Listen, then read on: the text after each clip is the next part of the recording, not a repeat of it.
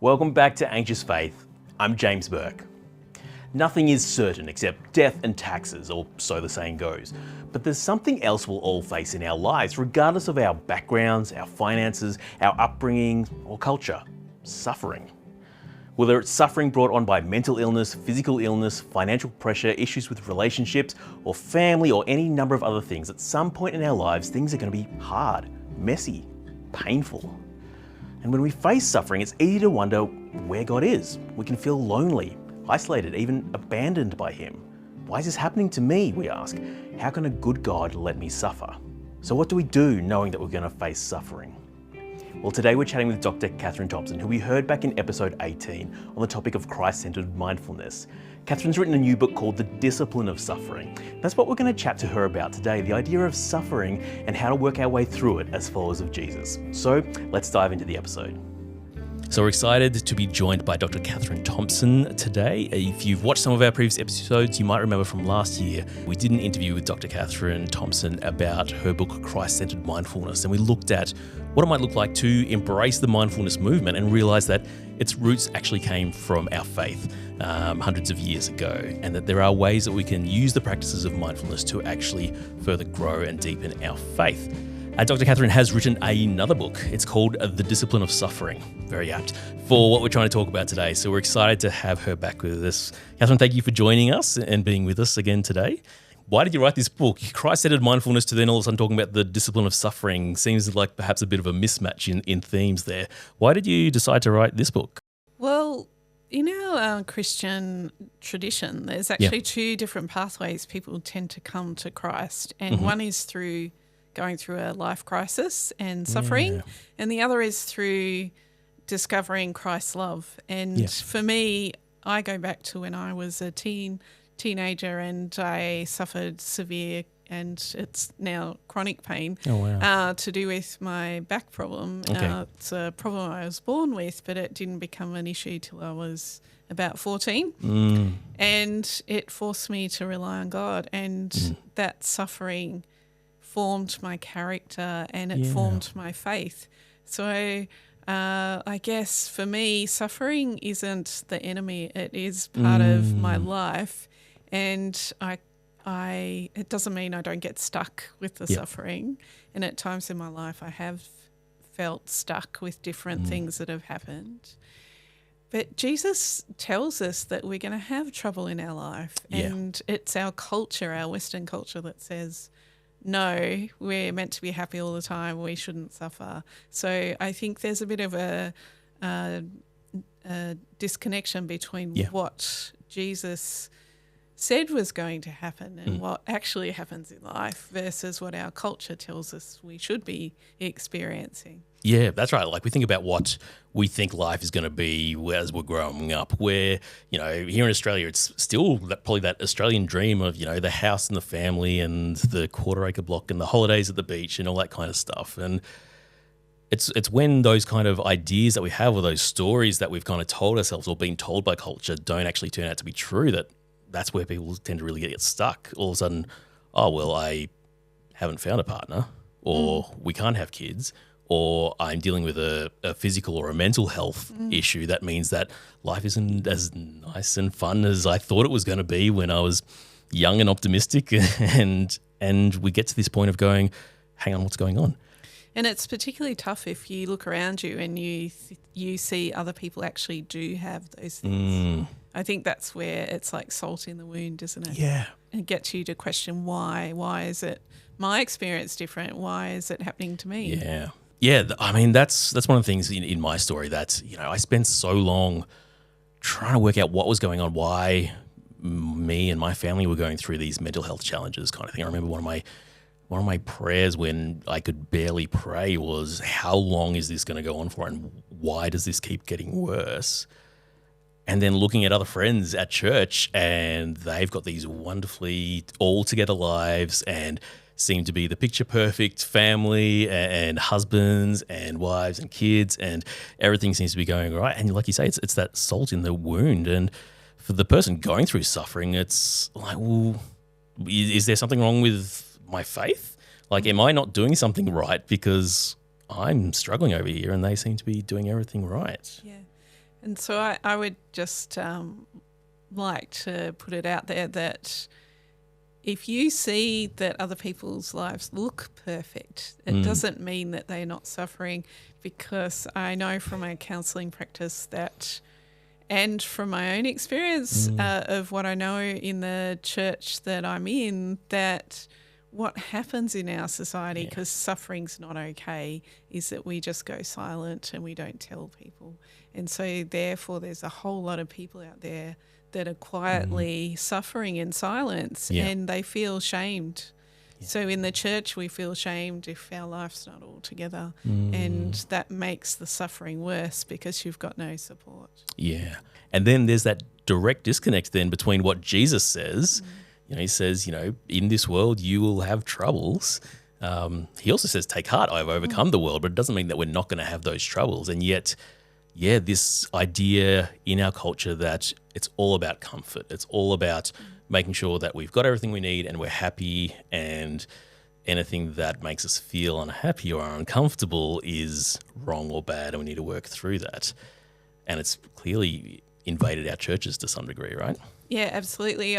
I'm really encouraged to see, though, that there's a growing movement within churches in Australia across different denominations and non-for-profits that they're trying to change it. And this podcast is a really good example of that people are realising that silencing and shaming people is not helping, and that we need to give a voice to people's suffering. But that's not okay in itself. We need to actually then walk with them through the suffering.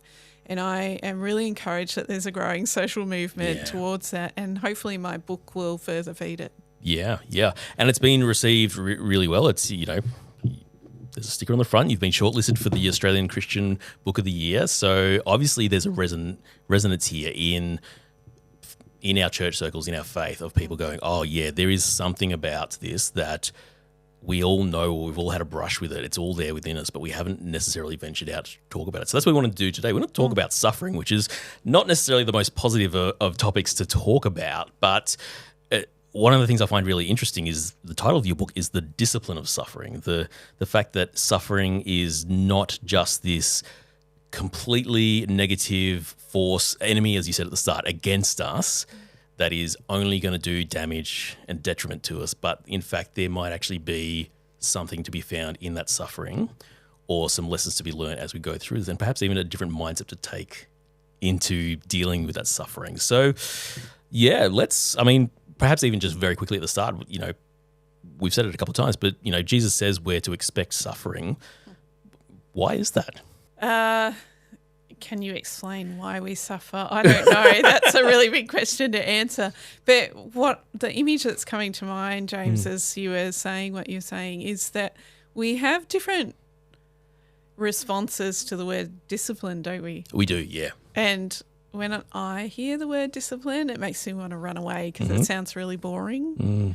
I literally had this conversation with my son 2 days ago when he's just like, what, people that are suffering, we have to then discipline them and punish them for going through it even worse. I'm like, no.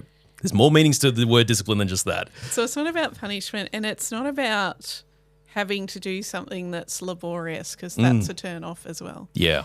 So I'm going to give you a bit of a picture to help with this so that we see it a bit differently. So the story about, in the Gospel of Luke, the story about Mary and Martha, and Jesus is saying, Martha, Martha, why are you worried about all these things? Yep. And Mary's doing the right thing by sitting at my feet and listening and learning.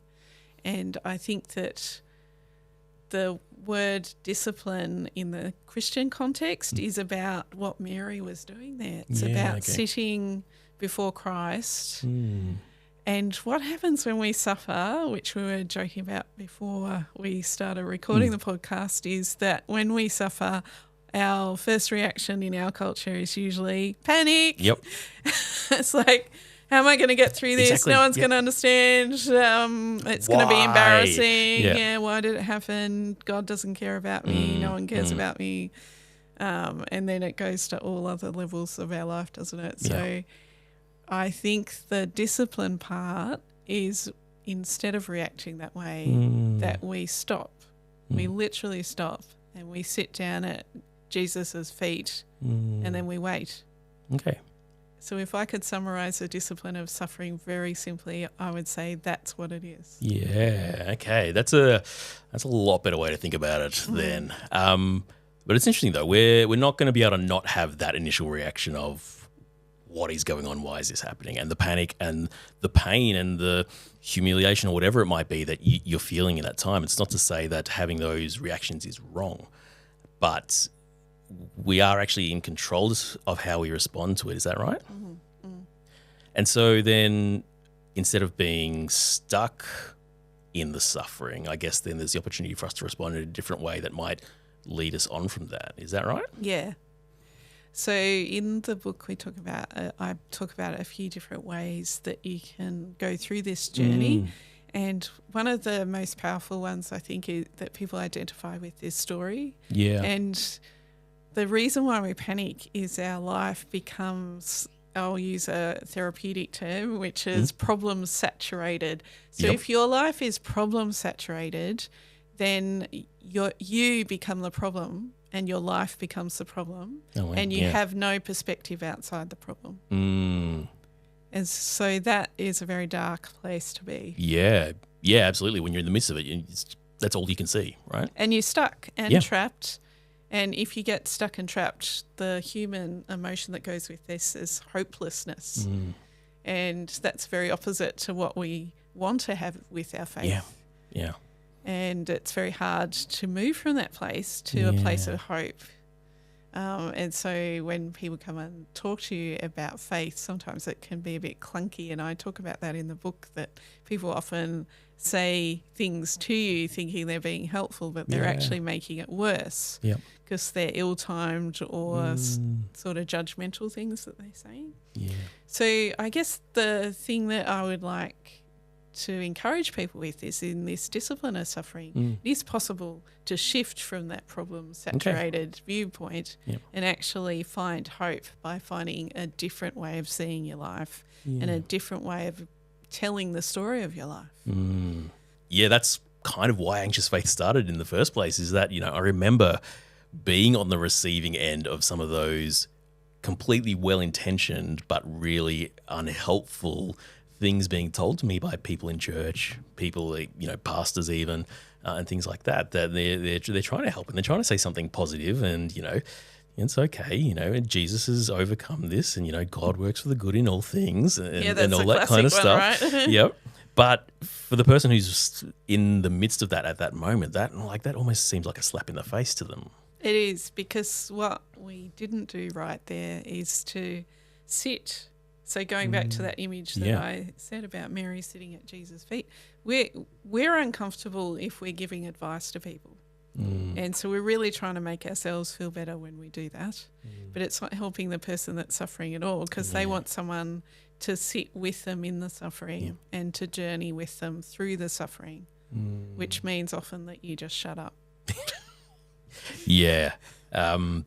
What springs to mind immediately is the story of Jesus and Lazarus. Yeah. Because Lazarus dies, his good friend, and Jesus goes there to be with everyone as they're mourning. And, Jesus, he's God. And we know that he goes on to raise Lazarus. Yeah. But he actually goes and he bees with his friends in the grief, in the suffering. Yeah. And, we get that famously short verse of Jesus wept. He didn't just try and shortcut that circuit or tell them, hey, it's all going to be okay. I'm going to make Lazarus come back out again. He's going to be a bit smelly, but that's all right. But instead he goes and he grieves and he cries and shares in their suffering with them. It's a really great image of that. But I think, it's easy to think of that image and go, well, okay, that's easy for Jesus to do. How do we as people, how are we supposed to kind of emulate that of sitting and waiting in the suffering? Yes. So, and I'm starting to think about the book of Job as you were talking about that, and how his friends didn't. Well, they sat with him technically, but they weren't helpful. Yep. They wouldn't shut up. No.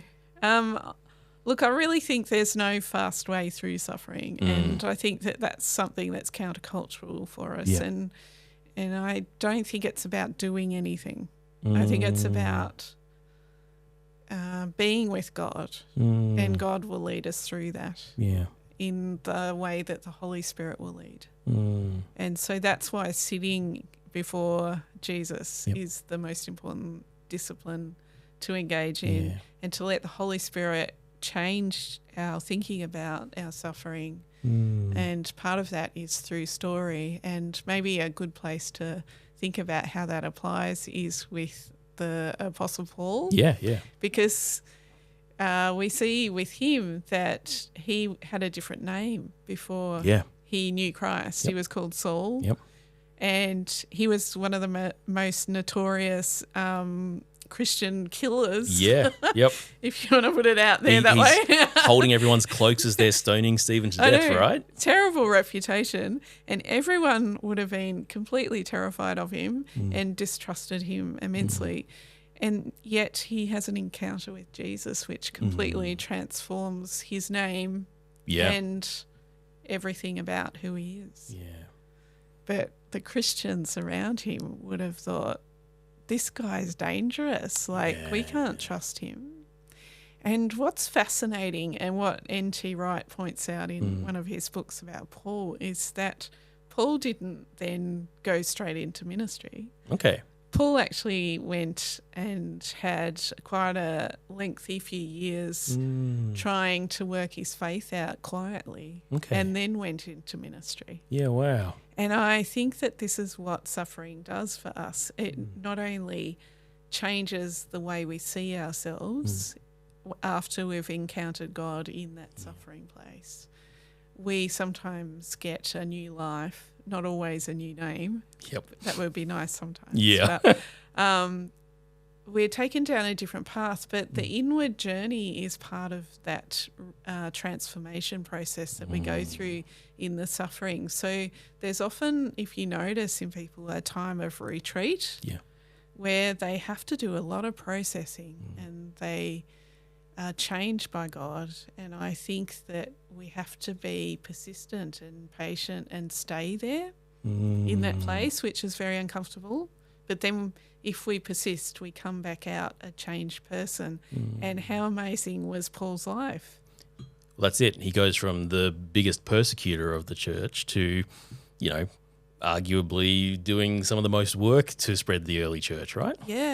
And when you have a look in the book of Acts about the mission that God gave Paul and what God said, this is your new life in Christ, one part of it was about spreading the gospel. The second part of what he's told straight off the bat is that you're going to suffer. Which is a pretty confronting thing to hear from God, right? And this then goes on to form part of Paul's theology about suffering, right? He begins to have an entirely different approach to suffering, which we start to see played out in the New Testament. So he talks a lot about suffering, creating perseverance and endurance and character, and then hope. Which seems like the opposite to what you'd expect. But that's pretty amazing. And I'd say from my journey of faith from when I was 14 till now, people often come to me and say, oh, you should go and get a prayer for healing. I'm so sick of people saying that. And I look at them blankly because I'm like, I don't get why you're telling me that I need to do that. Like, I don't say it out loud, but because I can see my disability, because that's what I call it now, would be, it's part of who I am. And it's not that I love suffering, because I don't. But it's also formed my character. And if I hadn't had that in my life, I wouldn't be who I am now. I certainly wouldn't have written this book. So why does it have to be all bad? That's it. And again, that you should go and pray to be healed from this is some of those well-meaning things that are said to us that aren't actually necessarily fully understanding the position that we're in. Because there's nothing wrong with saying, hey, we should pray for healing. That's that's a good thing to pray for. But like you say, when it's something that is made you into the person and the person that has the faith that you have now, yeah, you can understand why you wouldn't want that taken away. It's interesting you talk about hope because, yeah, in that passage, suffering develops endurance, develops perseverance, and ultimately hope. Hope is the exact opposite of what you're often feeling in that hopelessness kind of thing. Like if someone told me when, I'm not going to say that, because what I'm actually going to say is I really struggled with that passage when I was kind of in the depths of our struggle. Because I'm just like, and people would sometimes say it to me, but often the times it was just what I was reading about, reading that, okay, yes, suffering, yes, it develops perseverance. If I can endure this, then yes, I can endure other things. And that develops character because, I haven't completely flown off the handle and given up on life and neglected all my responsibilities. But getting to that final step of it, it develops hope. That's just where it lost me because I was like, what hope is there in there? Like I'm looking at this situation going, this is what the rest of my life looks like, and I don't like this situation, and I don't know if I can do the rest of my life feeling like this. How am I supposed to find hope in that space? And yet, ultimately, that's where that journey takes us. Hope makes sense without a theology of Jesus' death and resurrection. Yeah. So God is the God of all comfort because Jesus took all our suffering upon him and felt it to depths we can never understand in that death. And then the resurrection. So without the resurrection, there's no hope. Yeah. So if we've got an incomplete theology, it makes it really hard to see both sides of the suffering, doesn't it? Yeah. And this is a really interesting thing that you talk about in the book about the whole fact that, one of the main images of our faith is the cross, which is a tool of suffering. And yet that is what we use to represent hope. Yet for the early Christians, that would have been a really weird image to think about because the cross wasn't a symbol of hope. It's a symbol of something else, right? Well, it's a symbol of shame and it would be the equivalent, I reckon, of us having a machine gun up the front of the church. Like, culturally, you think about that, that's weird. Yeah. Yeah. So, thank goodness we don't. Yes. But in context, the person that made that make sense, I think, is Jürgen Moltmann. So I'm not going to take credit for that idea because he's the one that really took that idea apart in his theology. Okay. So who was Jürgen Moltmann? So Jürgen Moltmann's one of the most influential theologians from last century. Okay. And he only recently died, which is pretty amazing. So he lived a very long life, he was thankfully. 96 when he died last month or something like that? Yeah. And has written a lot of books. His books are very heavy and hard to get through, but he's also written some more accessible ones that are written for everyday people that don't want to wade through the theology. And in one of them he talks about his testimony about how he became a Christian, which is really interesting because he was a soldier in the Second World War. Being German, he fought for his country and then became a prisoner of war in Scotland. Okay. And stayed in that camp even post-war. So I don't know enough about history to understand why this was the case. But it was amazing because Christians brought in a whole lot of books that the prisoners of war would read. And this is how he taught himself theology, and he became a Christian. Wow. And for him, he was completely devastated about when he understood what the war actually had been about. And it got reframed for him post-war, and he saw the atrocities and pictures of them and heard about the concentration camps. Yeah. And it was almost like his identity got shattered and the point of his life got shattered in that moment. Yeah. And I think for him, the suffering that not only the war brought for him, because you have to think he was himself in the war. Yeah, exactly. And so highly traumatised, I imagine, from fighting the war, and then having got to that point where, oh no, this is what I was really fighting for. It would have been terrible. And he came to see Jesus as his brother in suffering, and there was Okay. something powerful about the cross. And the cross for him was a different symbol because he could see that Christ was his brother in suffering, and his life only made sense within the context of the cross, so the death and the resurrection of Christ. And in his period of despair and feeling really lost and not understanding about what life is going to be about anymore, that it felt the same as Jesus' cry about, why have you forsaken me, God? Because that's exactly how he felt. And I think that that's really powerful, because we often feel that way when we're suffering. We feel like God's left us by ourselves. Absolutely, yeah. And even if we do try to pray, it's like it doesn't reach anyone or anything. And it's like, we get silence. But he has come up with this amazing theology where the cross and Jesus' death and resurrection is the only way, in his viewpoint, that makes sense of any of our lives. So it's the centre of our theology. And that means that it's not just about Jesus suffering, it's equally about his resurrection and the hope that that brings to us and the change and new life that comes from it. And like you say, there is some encouragement in there, but just going back a bit, where Jesus is on the cross and he's calling out, my God, why have you forsaken me? We often think of that point where God is the most distant, right? That God has completely abandoned us. But Moltmann's suggesting that maybe that's not God abandoning us, but more the culmination of God being as close as he ever is, because he's doing this for us. Is that right? Absolutely. Which starts to then flip some things on your head when you start to think about that and how that applies to that feeling of hopelessness, that feeling of isolation and desolation that you go through in suffering. But does that necessarily mean that every suffering we go through is something that, God has ordained and God has determined that we have to go through this suffering so that we learn about his hope or things like that? That scares me, that thought.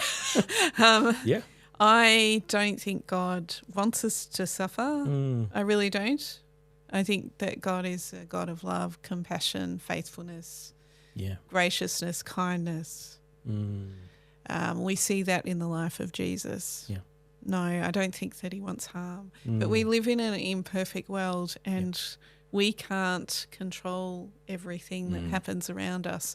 And much of the stuff that happens to us is not anyone's fault. Sometimes it might be the fault of someone else that's caused it to us. But God, that doesn't follow logically that God meant for it to happen. So God is a good God, a loving God, and a loving and good father would not actively hurt their children.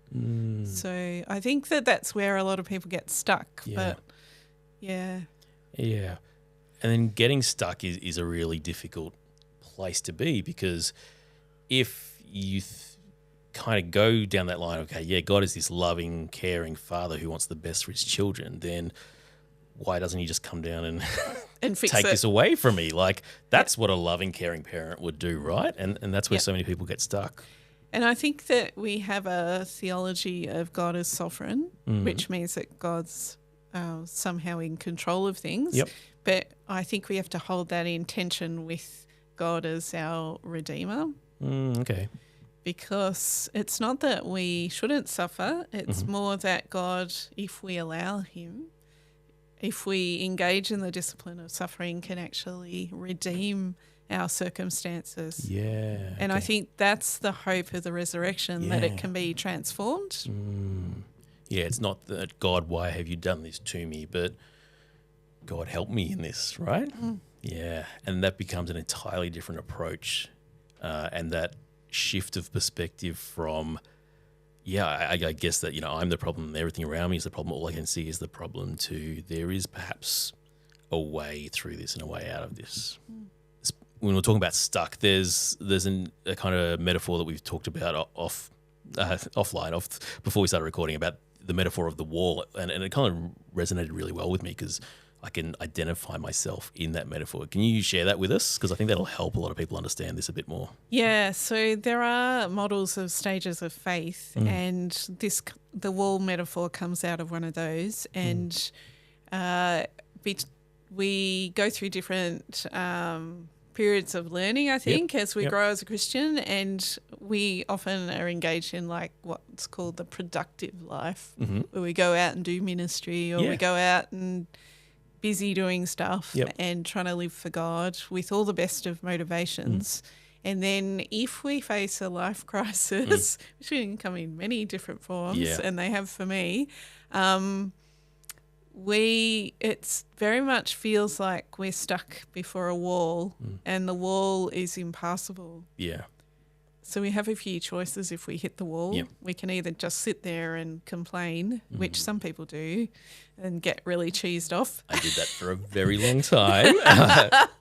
Another option is to just give up eventually and walk away. And some people will persevere for a long time and then they'll give up. Yeah. And just walk away from their faith because they're like, I can't work this out. And then the third way, which you hope, is that you actually grow and transform through it. Now, this it fits with the postmodern idea of deconstructing your faith because the wall is demanding that you deconstruct your faith. Okay. So it will deconstruct who you are and your identity psychologically, emotionally and spiritually. And if that's why people get stuck, because that hurts, it demands a lot of work and it demands vulnerability. But if we gather the support of some key people in our life and persist with our faith, you can actually get through that. And it's part of the inward journey that transforms us. Yeah. So not everyone hits the wall with a life crisis, so you might still go to the inward journey without getting stuck there. Okay. But I've been stuck there several times with different issues in my life, and it's very common. And in my book, I share the stories of lots of Christians that have been very vulnerable in sharing that and what happened to them and how they got stuck and what it felt like. And then they obviously didn't get stuck there forever because they grew through it, which is why their stories are so powerful. So just quickly then, as we start to wrap up this this chat, then if we get to that point where we hit the wall or we come to the wall or we're faced with that kind of inward journey that we have to take, what does doing the work look like to try and get past that impassable wall? So there's some really good tips in the book about what you might want to do yourself. But I would encourage people that they need a Christian community around them. So they need other Christians speaking into their life. You need to persist with sitting there like Mary did and actually still trying to engage with your faith and praying and reading the Bible. You might need to learn a different way to do it. So a lot of people that get stuck at the wall end up going into a more contemplative prayer life and a more contemplative reading of the Bible. You might want to go to counselling. Because if you go to a counsellor that's across this sort of thing, they can be really helpful and help you process the bits that you're stuck with. And I would also encourage people to have a spiritual mentor in their life. Someone that's going to encourage you and prompt you with your thinking about God and to help you grow through the things that you're stuck with.